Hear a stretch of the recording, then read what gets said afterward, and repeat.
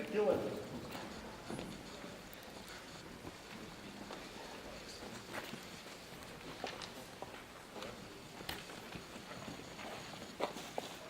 All right, I am doing a hominid hoedown.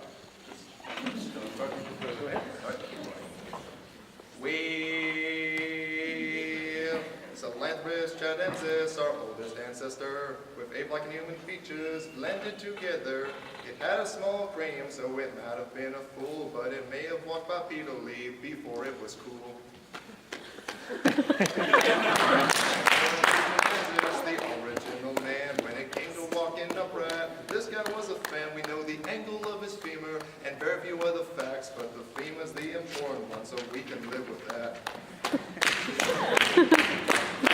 Now on to the next hominid, Arcticus cadaver, found over 5 million years ago in Ethiopia. Its body and its brain resembled modern chimpanzees, and its large toe suggested also walked bipedally.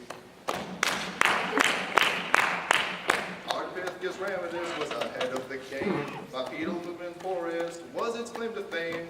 4.4 million years ago, it climbed down from the trees and stood upright, tall and proud to see what it could see.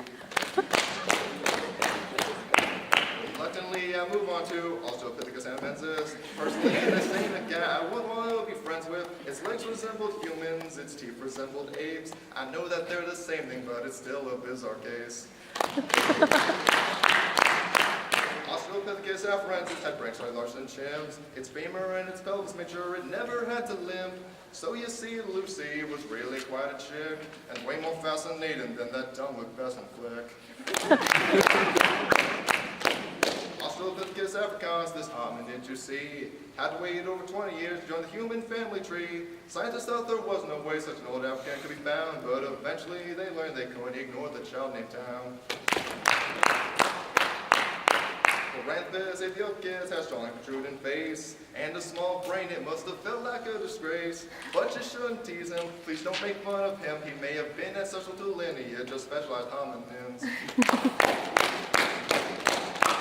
Paranthropus boisei, now this discovery was found in 1959 by the Leakeys. Here's what you need to know about the Nutcracker Man. His molars were important in future adaptations.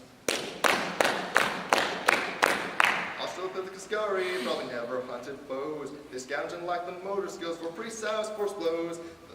By throwing hammers at cores, they made the first like stone tools. They weren't fancy, but you gotta admit, that's still pretty cool. Homo habilis, the first real human being. Everyone would stop and stare when he was on the scene. With new tools and real culture, no food seemed out of reach. He also had some language skills, but couldn't actually speak. Homo erectus or Homo ergaster. For lumpers and for splitters, use whichever you prefer. He hunted, built tools, wore clothes, and traveled across the land. As far as hominids go, boy, is this guy grand.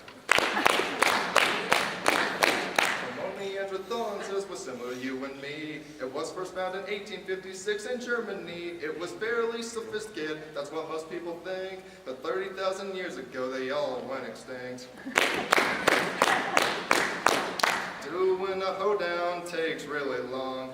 I'm getting so sick of the stupid song. After Homo sapiens, I can take a rest. Oh wait, you all know who they are. I'm going back to my desk.